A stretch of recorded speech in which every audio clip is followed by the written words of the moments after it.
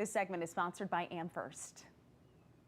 April is National Financial Literacy Month, and we're not in April yet, but we're getting a jump start on financial education with some friends from AmFirst. Nikita Matthews is helping us set a good foundation for kids and teenagers in our lives. Nikita, thanks for coming in this morning. Absolutely. Thank you for having me. Certainly. So when it comes to financial literacy, I think that's a big word, and a lot of us may feel a little confused by that, but really we're talking about budgeting. Absolutely. We're talking about setting financial boundaries to make sure that we are following the plan for our money and that we know where it's going. Why is that so important for kids, for teenagers to learn? Yeah, I think, like you mentioned, financial literacy is a huge word that a lot of people get confused. And so I like to term it financial wellness because I think that's something that everybody can get on board with.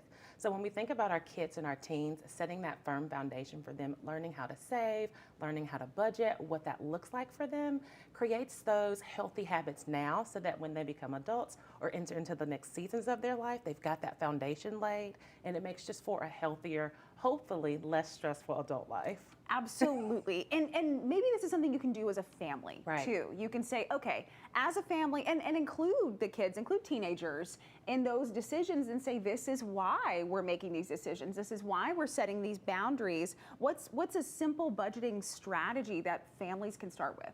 Absolutely. So again, mentioning the family aspect of it makes it a lot more attainable and something that I think children and teens are going to be ready and eager to learn about. So grow, spend, and save is what I like to say. And that way the teens can learn the foundation of this budgeting. I'm going to save some, I'll spend some, and then I'll grow some. That grow aspect really brings in that family dynamic because as parents, you can say, hey, whatever you have in this grow bucket, maybe we'll match it at the end of the summer, or maybe we'll match it at the end of the spring, and allows them to set a goal for that, and then it makes it, again, a little bit more fun.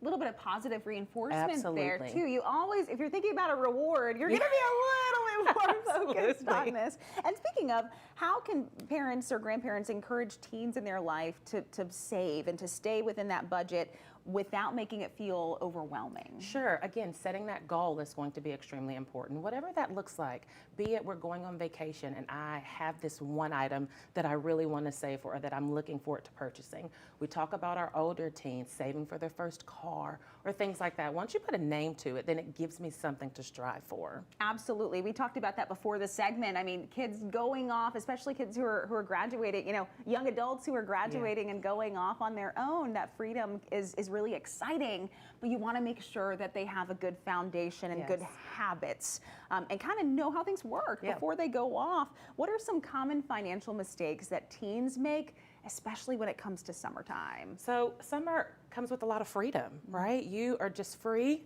We have a little bit of less responsibility. And so during the summer, you tend to splurge on that budget or maybe wanting to dine out a little more. They want to go out with friends, the online shopping because we're still in the house rather than being out doing these extracurricular activities. So I think that's one thing that not only teens but adults as well tend to kind of stretch on. So I think maintaining that healthy balance, that budget, keeps you on track. Certainly. And before we go, are there any tools or pieces of technology that teenagers, kiddos can use to kind of help them stay on track? Even adults too, to help us stay on track. Absolutely. So your online banking platform at your primary financial institution is going to be key because it tracks all of your resources right there. All of your spending is right there in that app.